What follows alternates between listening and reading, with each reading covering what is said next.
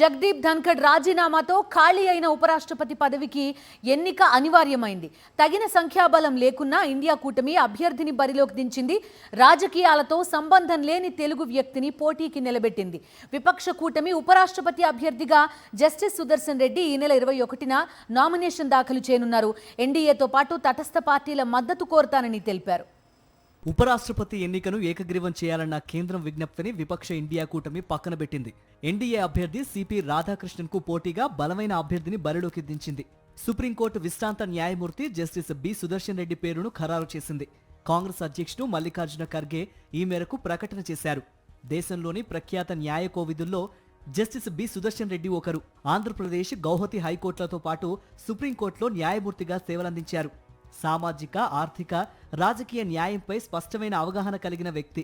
ప్రతిపక్షాలన్నీ ఒకే పేరును అంగీకరించడం సంతోషకరమని, ఇది ప్రజాస్వామ్యానికి అతిపెద్ద విజయమన్నారు ఖర్గే.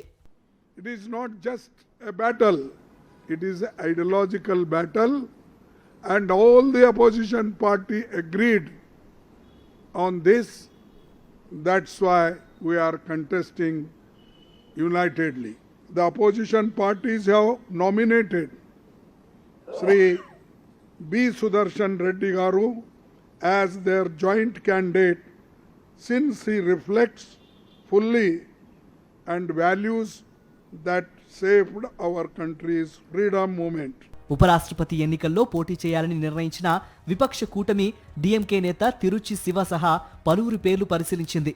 రాజకీయాలతో సంబంధం లేని వ్యక్తిని పోటీకి నిలబెట్టాలన్న తృణమూల్ ప్రతిపాదనతో ఏకాభిప్రాయంతో జస్టిస్ సుదర్శన్ రెడ్డిని ఉమ్మడి అభ్యర్థిగా ఎంపిక చేసింది. జస్టిస్ బి సుదర్శన్ రెడ్డి స్వస్థలం రంగారెడ్డి జిల్లా ఆకుల మైలారం. 1946 జూలైలో పుట్టిన ఆయన 1971లో ఉస్మానియా యూనివర్సిటీలో లా పూర్తి చేశారు. అదే ఏడాది డిసెంబర్ 27న బార్ కౌన్సిల్లో రిజిస్టర్ చేసుకున్నారు. 1995 మే 2న ఆంధ్రప్రదేశ్ హైకోర్టులో శాశ్వత న్యాయమూర్తిగా నియమితులయ్యారు. 2005లో గౌహతి హైకోర్టు సీజేగా వెళ్లిన జస్టిస్ సుదర్శన్ రెడ్డి 2007 జనవరిలో సుప్రీంకోర్టు న్యాయమూర్తిగా పదోన్నతి పొందారు. 2007 నుంచి 2011 మధ్య 4.5 పాటు సుప్రీంకోర్టు జడ్జిగా సేవలందించారు. 2011 జూలై 8న రిటైర్ అయిన తర్వాత 2013 మార్చిలో గోవా తొలి లోకాయుక్తగా బాధ్యతలు స్వీకరించారు. వ్యక్తిగత కారణాలతో 7 నెలల్లోనే ఆ పదవికి రాజీనామా చేశారు.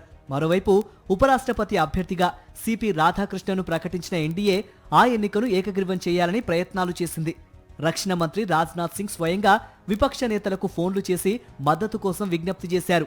ప్రధాని మోదీ సైతం ఉపరాష్ట్రపతి ఎన్నికను ఏకగ్రీవం చేయాలని విపక్షాలను కోరారు.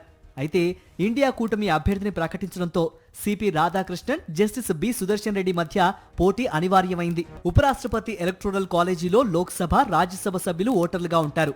ప్రస్తుతం ఉభయ సభల్లో 782 మంది ఎంపీలున్నారు. ఉపరాష్ట్రపతి ఎన్నికలో విజయం సాధించడానికి మ్యాజిక్ ఫిగర్ 392. బీజేపీ నేతృత్వంలోని ఎన్డీఏకు ఉభయ సభల్లో 427 మంది సభ్యుల బలం ఉంది. ఇండియా కూటమి బలం 355. కాబట్టి ఎన్డీఏ అభ్యర్థి సిపి రాధాకృష్ణన్ గెలుపు లాంఛనమే. సెప్టెంబర్ 9న ఉపరాష్ట్రపతి ఎన్నిక జరగనుంది.